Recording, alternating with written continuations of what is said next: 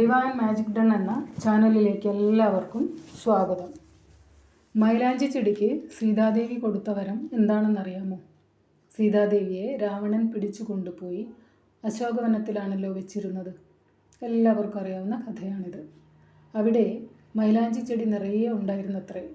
സീതാദേവി ദുഃഖിതയായി കരഞ്ഞുകൊണ്ടിരിക്കുമ്പോൾ മൈലാഞ്ചിലകൾ ദേവിയെ ആശ്വസിപ്പിച്ചു.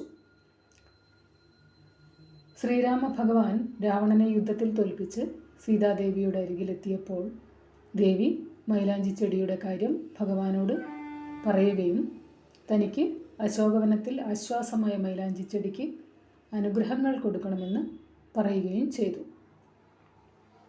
അപ്രകാരം ശ്രീരാമ ഭഗവാൻ നിനക്കെന്ത് വരമാണ് വേണ്ടതെന്ന് മൈലാഞ്ചി ചെടിയോട് ചോദിച്ചു.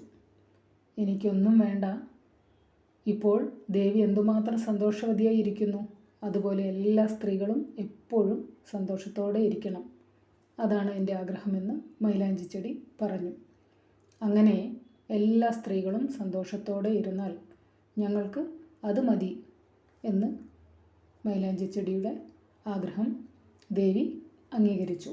അപ്പോൾ സീതാദേവി, നിൻ്റെ ഈ മഹത്തരമായ ചിന്താഗതിക്ക് ഞാനൊരു വരം തരാം എന്ന് പറഞ്ഞു. ആര് നിന്നെ പൂജിക്കുന്നുവോ, ആര് നിന്നെ കൈകളിൽ അണിയുന്നുവോ അവരുടെ ജീവിതം സന്തോഷവും നന്മകളും നിറഞ്ഞതാവട്ടെ എന്ന് സീതാദേവി മൈലാഞ്ചി ചെടിയെ അനുഗ്രഹിച്ചു.